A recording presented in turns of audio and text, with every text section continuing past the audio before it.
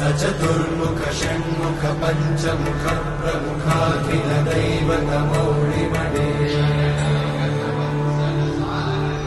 शरणागत वत्सल सारनिधे परिपालय मां वृषशैलपदे अतिवेलतया तव दुर्विषहैरनुवेलकृतैरपराधशतैः हरितं त्वरितं वृषशैलपते परया कृपया परिपाहि हरे अधिवेङ्कटशैलमुदारमते जनताभिमताधिकदानरता